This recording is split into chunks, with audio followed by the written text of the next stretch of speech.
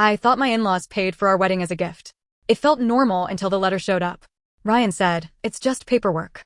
But my name was on every charge, every dollar, every smiling promise they ever made. And when I didn't understand that yet. Back then, I was just sitting in a restaurant in uptown Charlotte, trying not to feel out of place while Sandra Mitchell reached across the table and held my hand like we were already family. "We're so happy for you," she said, her voice soft, steady, practiced. Ryan squeezed my knee under the table, like this moment meant something bigger than just dinner. Like this was approval. Like this was the beginning of everything falling into place. Mark Mitchell sat beside her, quiet, watching. He didn't say much, but when he did, it always sounded final. Sandra didn't wait long. "We're paying for the wedding." She said it like a decision that had already been made. I remember laughing a little, instinctively. "Oh, you don't have to do that. We were actually thinking something small." "No," she said, still smiling. "You only get married once. Let us do this properly." Properly. Ryan nodded immediately. No hesitation. "They've been talking about it," he said. "It means a lot to them." I should have said no right there. Not because I didn't appreciate it. I did. I just felt something shift in the room. Like the direction of everything had quietly changed, and I hadn't agreed to it out loud. But I looked at Ryan, and he looked happy. Proud, even. Like this was something his family could give us, something that proved we were starting off right. So I nodded. "Okay," I said. And that was the moment everything stopped being ours. Planning started the next week. I thought it would be collaborative. I thought we'd sit down together, go over options, maybe argue a little about colors or food like normal couples do. That's not what happened. Sandra showed up with a binder. Not a notebook. A full binder. Tabs. Vendor lists. Printed pricing sheets. Venues already highlighted. "I've narrowed it down," she said, sliding it across the table toward me. I remember flipping through it, trying to keep up. There were places I had never even heard of. Expensive ones. Waterfront venues near Lake Norman, private estates, catered packages that cost more than my yearly rent. "This one," she said, tapping a page. "It's perfect." It was a glass-front venue overlooking the water. Clean, bright, the kind of place that looks like it belongs in a magazine. "It's beautiful," I said, because it was. "Good," she replied. "I've already put down a deposit." I paused. "You all ready?" "It books out quickly," she said smoothly. We didn't want to lose it. We. Not you. Not us. We. Ryan didn't question it. He didn't even look surprised. "They know what they're doing," he told me later when I brought it up. "My mom's planned events before. It'll be easier this way." Easier. That word started coming up a lot. Every time I hesitated. Every time I tried to slow something down. It's easier if we just let them handle it. It's easier if we trust them. It's easier if we don't complicate things. So I stopped complicating things. Or at least, I told myself I did. The next time Sandra asked me about flowers, I said, "I like peonies." "Perfect," she said. "We'll go with peonies." That should have been a normal exchange. But it wasn't. Because that was the last decision that felt like mine. The dress came next. I found one I liked at a boutique in Charlotte. It wasn't dramatic. No huge train, no heavy beading. Just simple, clean, something I felt comfortable in. When I showed Sandra, she smiled. "It's nice," she said. "Nice. But I think you can do better." She didn't say it like criticism. She said it like encouragement. Like she was helping me reach something higher. She scheduled another appointment without asking. "We'll try a few more options," she said. Ryan didn't come to the fittings. He said he didn't want to ruin the surprise, but I think he just didn't want to be involved. At the second fitting, Sandra picked out dresses before I even stepped into the room. "This one," she said, holding up something heavier, more structured, more noticeable. I tried it on. It fit well. Too well. Like it was made for someone else's version of me. When I stepped out, she lit up. "That's the one." I looked at myself in the mirror. I didn't argue. I just nodded. "Okay." Looking back, I think that's what I did most during that time. I nodded. The guest list got bigger. The menu got more expensive. The photographer, Melissa Cook, was someone Sandra insisted on because she'd done weddings for people who matter. Every time I tried to pull things back, Sandra would gently push forward. "Oh, don't worry about the cost," she'd say. "We've got it." That line should have felt reassuring. Instead, it started to feel like something else. Like a reminder. Like I was being kept out of something on purpose. One night, about a month before the wedding, we were at Sandra and Mark's house in the suburbs outside Charlotte. Sandra was going over final numbers at the dining table. Receipts spread out in neat stacks. I wasn't supposed to be paying attention. But I saw it. Every single receipt. Organized. Labeled. Filed. I remember joking, trying to keep it light. "You're really keeping track of everything." Sandra looked up at me and smiled. "Of course," she said. "We like to know where our money goes." Something about the way she said it stuck with me. Not aggressive. Not threatening. Just precise. Later that night, in Ryan's old bedroom, I brought it up. Do you think it's weird she's tracking everything like that? He barely looked up from his phone. My dad's an accountant, he said. That's just how they are. That's not what I mean. He sighed, like I was overthinking something simple. They're paying for it, Amanda. Why wouldn't they keep records? I didn't have a good answer to that. So again, I nodded. Yeah, I guess. A week before the wedding, Sandra made a joke. We were finalizing seating arrangements, going back and forth over which relatives needed to be kept apart. She leaned back in her chair and smiled at me. You two better stay married long enough to make this worth it. She laughed right after. Light. Casual. Like it didn't mean anything. I laughed too. Because what else was I supposed to do? But something in my chest tightened. Just for a second. Then I pushed it down. Because at that point, everything was already in motion. The venue was booked. The dress was fitted. The guests were invited. And Ryan kept telling me the same thing. It's going to be perfect. The day of the wedding, I stood in that glass front venue by Lake Norman, sunlight coming in through every angle, everything reflecting off the water like it was designed to look flawless. People kept telling me how lucky I was. You didn't have to plan anything, one of Sandra's friends said. That's the dream. I smiled. Because it looked like a dream. From the outside, it probably was.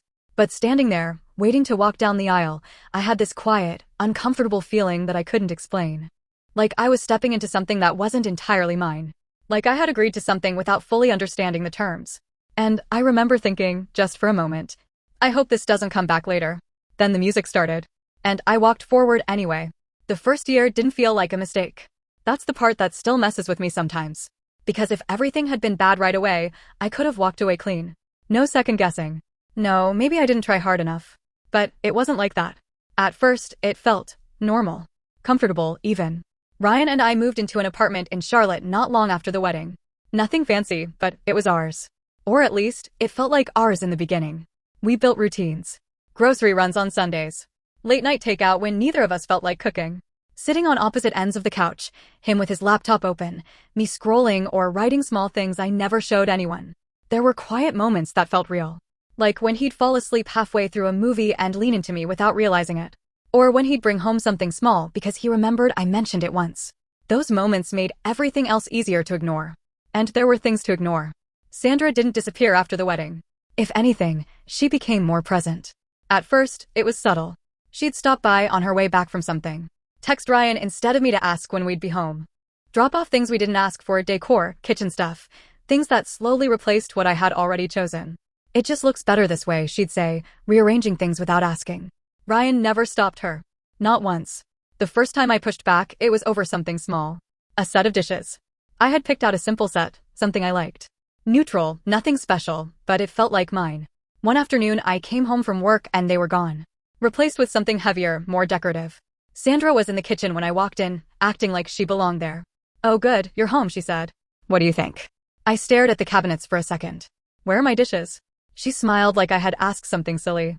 I donated them, she said. These are much nicer. I felt it immediately. That tight feeling in my chest again. You donated them? I repeated. Well, yes. You weren't using them properly anyway. These are better quality. I didn't even know what that meant.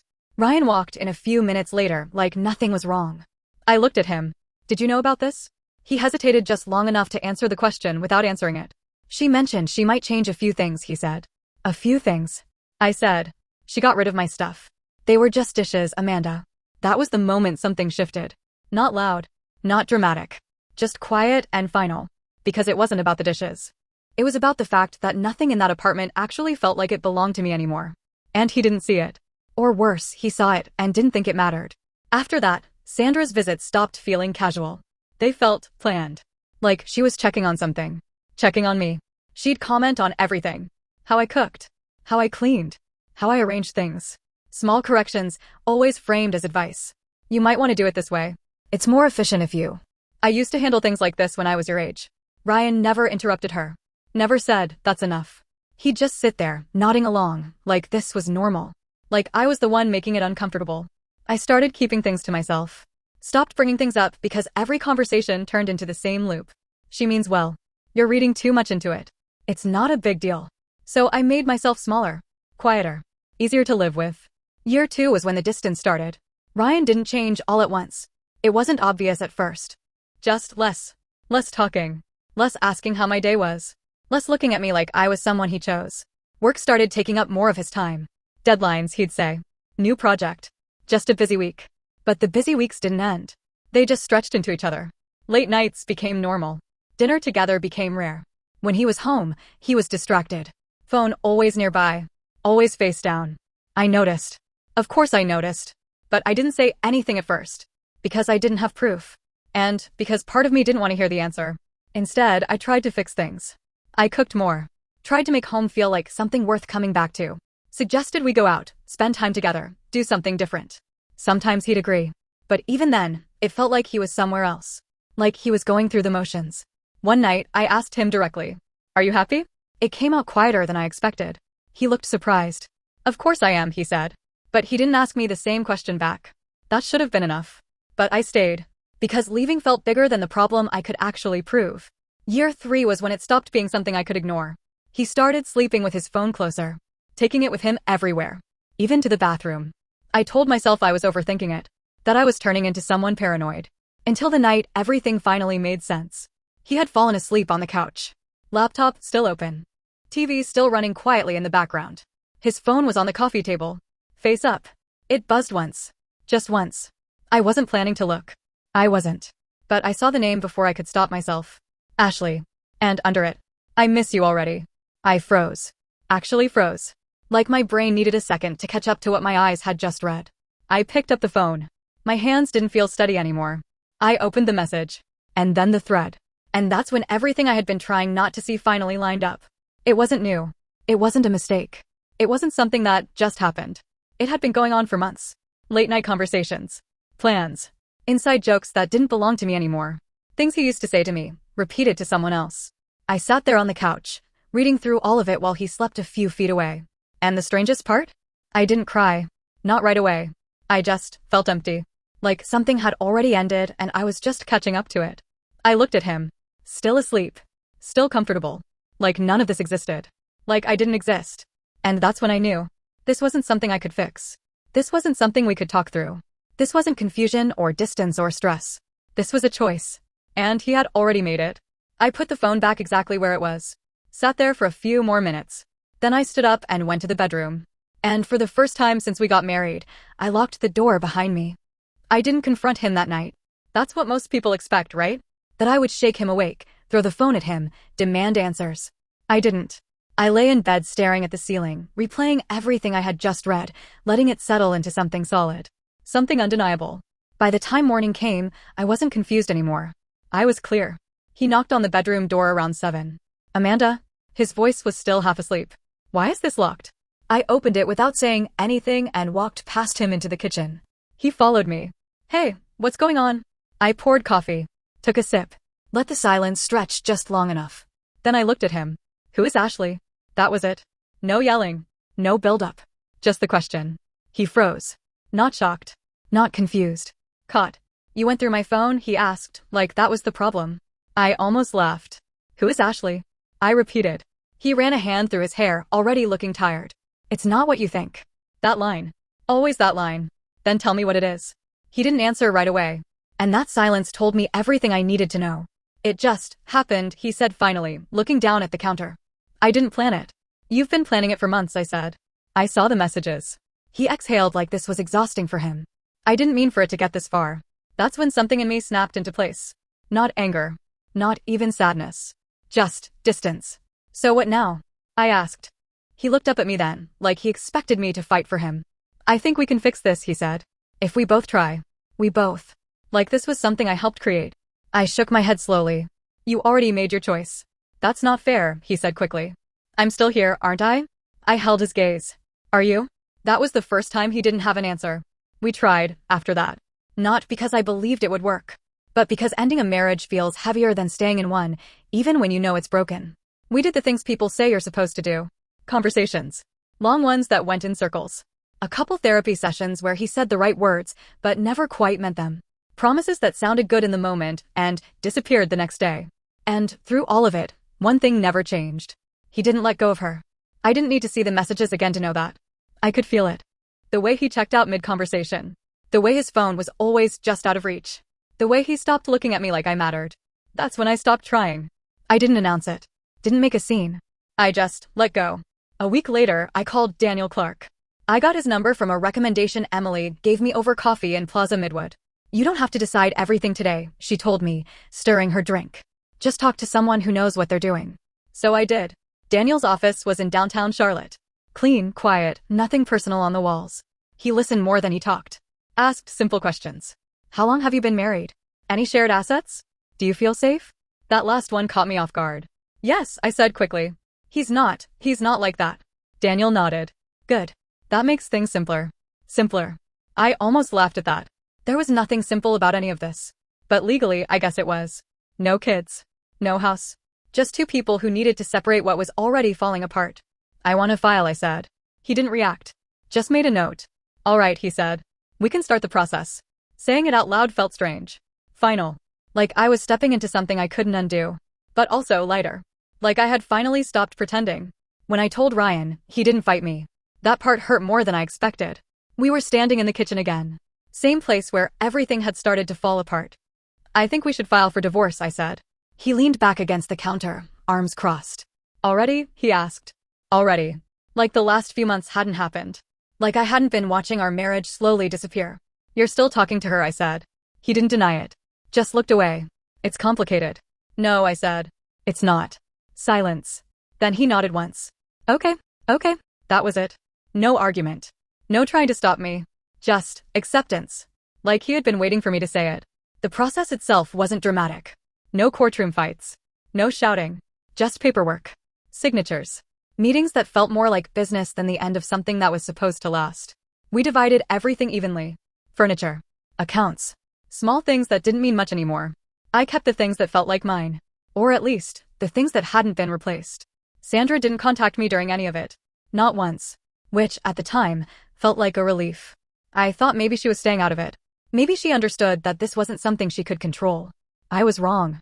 3 weeks after everything was finalized, I came home to a letter sitting on the floor just inside my apartment door in Noda. Small place. Quiet. Mine. I almost didn't notice it at first. Just another piece of mail. I picked it up, glanced at the return address. Mitchell. My stomach dropped. For a second, I thought it might be something from Ryan. Maybe closure. Maybe something he forgot to say. I shouldn't have hoped.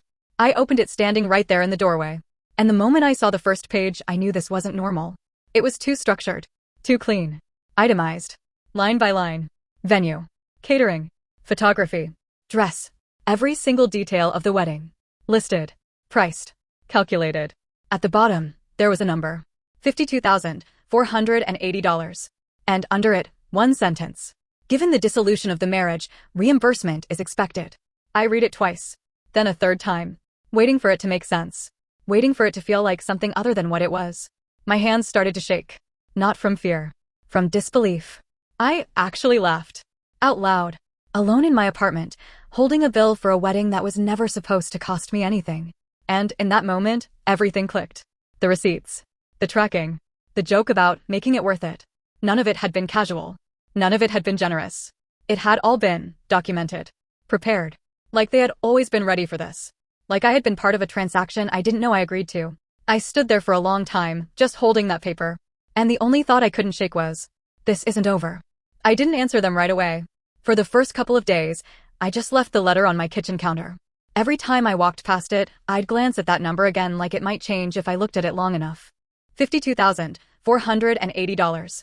It didn't feel real. It felt like something printed by mistake. Like it belonged to someone else's life, not mine. But the more I thought about it, the more everything started lining up in a way that made my stomach turn. Sandra's binder. The receipts. The way she always said, don't worry about the cost. Not, it's a gift. Not, this is from us. Just, don't worry about it. I sat at my small table one night, the letter in front of me, and tried to go back through every conversation we ever had about the wedding. There was never a moment where she said I would owe them. But there was also never a moment where she clearly said I wouldn't. That gray space started to feel intentional. I picked up my phone and called Emily. She answered on the second ring. Hey, what's up? I didn't ease into it. They sent me a bill. What? For the wedding. There was a pause. Amanda, what do you mean a bill? An actual invoice, I said. Itemized. $52,000. She let out a slow breath. Okay. No. That's not normal. I know it's not normal, I said. But is it legal? I don't think so, she said. Did you sign anything? No. Agree to pay them back? No. Then it sounds like a gift. That word again. Gift. It didn't feel like one anymore. I need to talk to Daniel, I said. Yeah, she replied immediately. Do that first. Don't respond to them yet. So I didn't. The next morning, I was back in Daniel Clark's office. I placed the letter on his desk and watched his expression as he read it. He didn't laugh. Didn't look shocked. Just calm. When he finished, he set it down neatly. All right, he said. Let's go through this. That's it? I asked. You're not going to tell me this is insane? He gave a small smile. It is, he said. But that doesn't mean they won't try. My chest tightened. So they can actually do something with this? They can try to pressure you, he said. But legally, this looks like a gift. There's no written agreement. No contract. No evidence you agreed to repay them. So I don't owe them anything. In my opinion, no. That should have been enough. But it wasn't. Because I knew Sandra. And Sandra didn't do things without a reason. She kept every receipt, I said quietly. Daniel nodded. People like that usually do. Why? Control, he said simply. The word landed heavier than I expected. They might threaten legal action, he continued. Send letters. Try to intimidate you into paying something just to make it go away. I stared at the invoice again. I'm not paying them, I said. Daniel met my eyes. Then don't, he said. But we'll handle it properly. For the first time since I opened that letter, I felt steady. Not calm, but grounded. Like I had something solid to stand on. That lasted about 3 days. Then the emails started. The first one was from Sandra. Short. Direct. We assume you received the invoice. Please confirm your intent to reimburse. No greeting. No emotion. Just business. I didn't respond. The second email came the next morning. This matter will not resolve itself. We expect a timely response. Still didn't answer. Then came the call. I didn't recognize the number at first. When I picked up, I knew immediately. Amanda. Sandra's voice. Cold. Controlled. I didn't say anything for a second. Then, what is this? You received the invoice, she said. Not a question. Yes, I said. I received it. Good. Then you understand the situation. I let out a quiet breath. No, I said. I don't. Silence. Then, we paid for your wedding, she said. In good faith. You offered to pay for it, I replied. No one asked you to. That doesn't change the outcome, she said. The marriage ended. The investment didn't. Investment. That word made something in me go cold. It wasn't an investment, I said. It was supposed to be a gift. A gift, she repeated, like she was testing the word. Is something given without expectation? Yes. And yet, she said, her tone sharpening slightly, you benefited from it, didn't you? There it was. The angle. The pressure point. You stood in that venue, she continued. You wore the dress. You hosted your family. You allowed us to spend that money on your behalf. Allowed.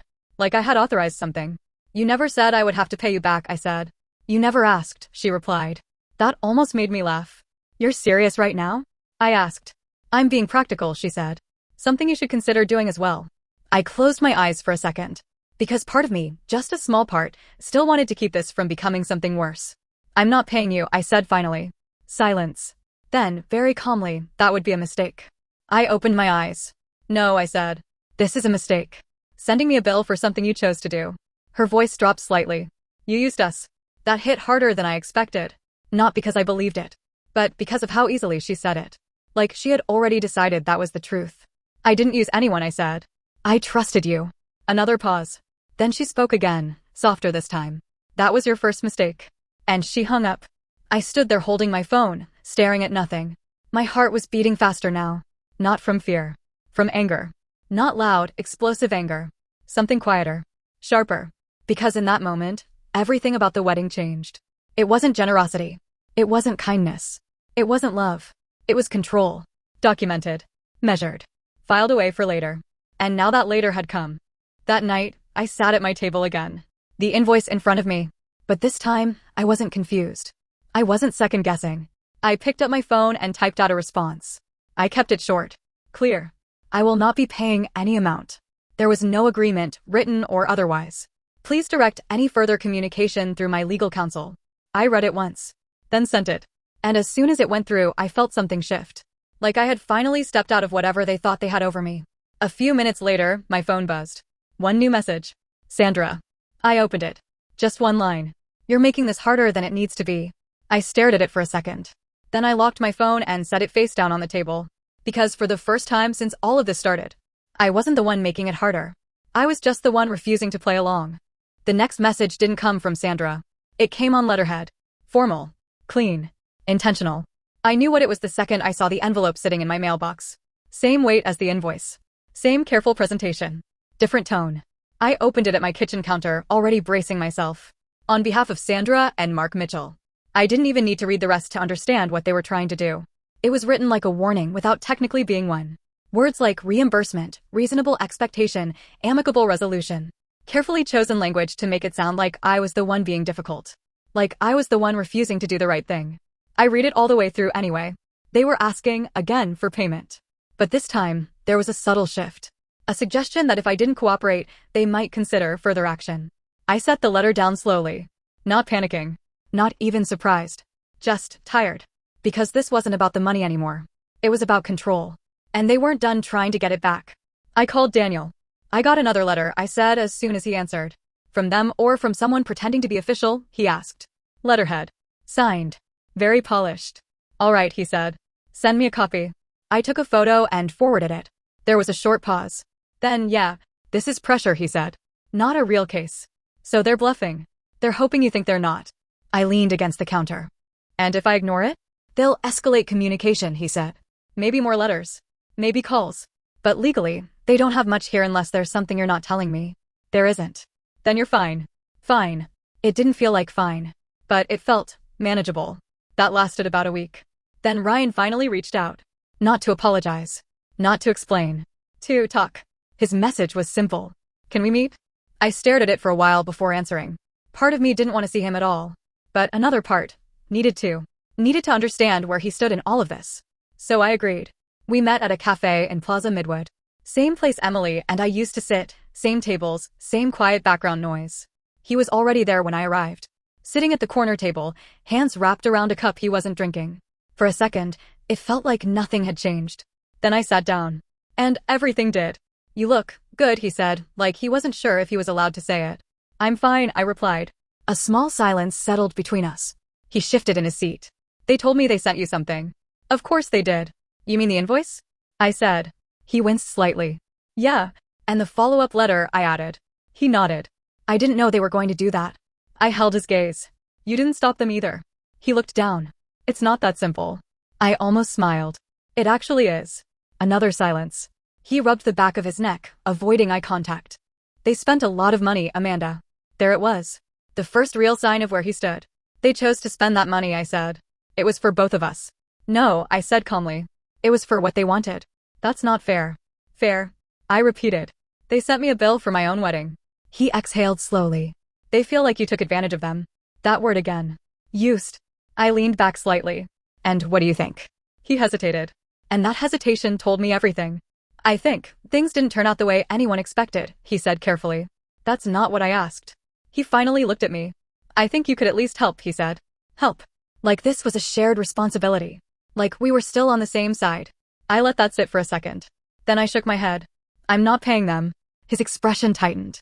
They're not going to let this go. That's their choice. And you're just going to ignore it? I'm handling it, I said. Through a lawyer. He frowned. You're escalating this. I almost laughed.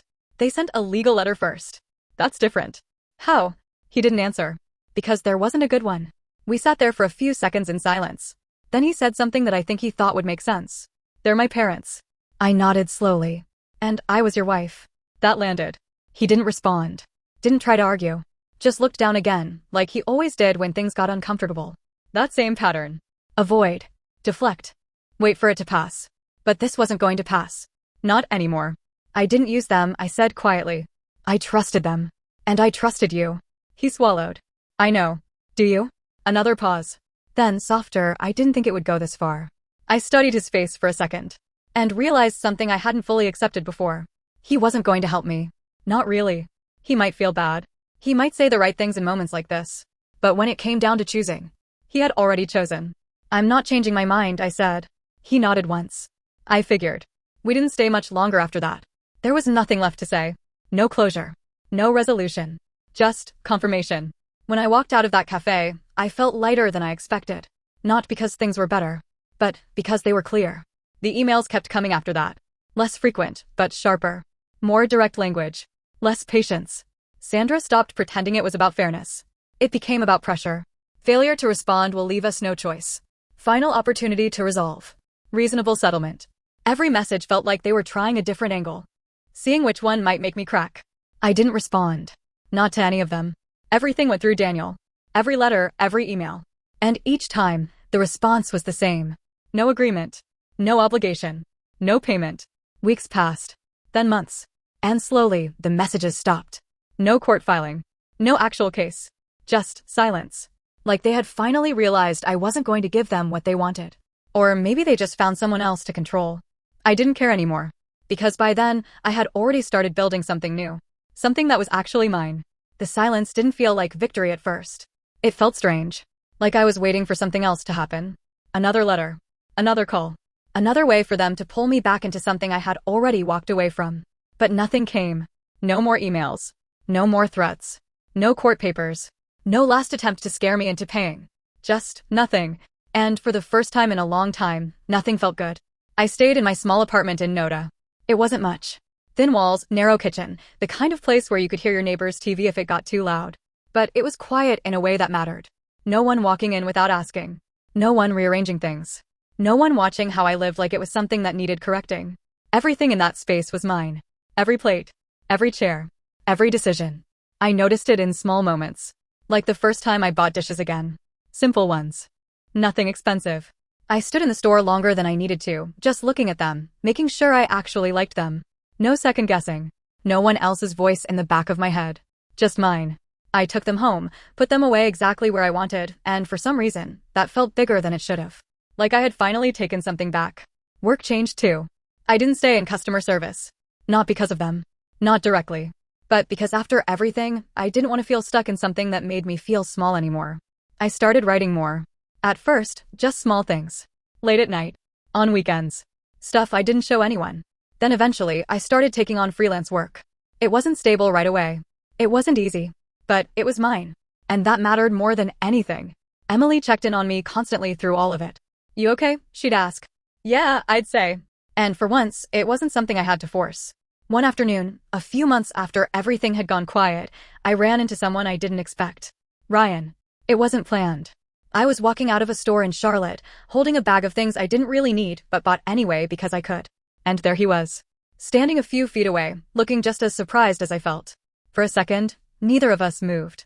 Then he stepped closer. "Hey," he said. "Hey." We stood there awkwardly for a moment. He looked tired. Not dramatically different. Just worn down in a way I hadn't seen before. "How have you been?" he asked. "I'm good," I said honestly. He nodded. "Yeah, you look like it." Silence again. Then he said something I didn't expect. "They dropped it." I raised an eyebrow. "The whole thing," he added. "The invoice. Everything." "I know," I said. He shifted his weight slightly. "They were serious about it at first," he said. "But it didn't go the way they thought it would." I almost smiled at that. "They're not used to hearing no." "No," I said. "They're not." Another pause. Then I should have handled it differently. I looked at him. "Yeah," I said. He didn't argue. Didn't try to explain. Just accepted it. That was new. "They still think you were wrong," he added after a second. "I'm sure they do. And you don't." I thought about that. Really thought about it. Because that question had followed me longer than I wanted to admit. Not because of them. But because part of me had asked it too. Had I taken something I didn't deserve? Had I let things go too far without questioning it? Had I owed them something? I looked back at him. "No," I said. And for the first time, it felt completely true. Not defensive. Not forced. Just clear. He nodded slowly. "Yeah," he said. "I get that." We stood there for another second. Then he asked, "Are you happy?" It was almost the same question I had asked him once. Back when things were already falling apart and he didn't even notice. "I am," I said. And I was. Not in a perfect, everything is amazing kind of way. Just steady. Calm. Like I wasn't constantly adjusting myself to fit into someone else's version of what things should be. He gave a small smile. "I'm glad," he said. I nodded. "Take care, Ryan." "You too." And that was it. No dramatic ending. No closure speech. Just two people who used to share a life, standing in a parking lot, finally understanding that it was over. Completely. I went home after that. Put my things down. Sat at my small kitchen table, the same place where I had once stared at that invoice, wondering if I had somehow ended up owing something I never agreed to. And I thought about everything. The wedding.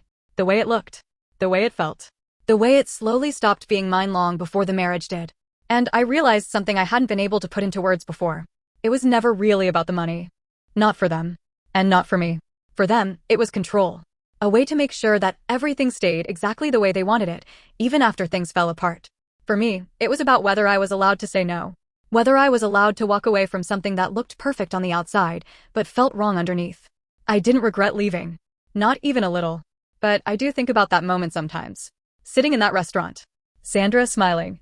Ryan nodding. Me saying yes, without really understanding what I was stepping into. If I had said no back then, would anything have been different? Or would it have just ended the same way, just sooner? I still don't know. And I guess that's the part one can't fully answer. So I'll ask it the way it's been sitting in my head this whole time. Was I actually wrong for refusing to pay them back, or was that the first real decision I made that was finally mine?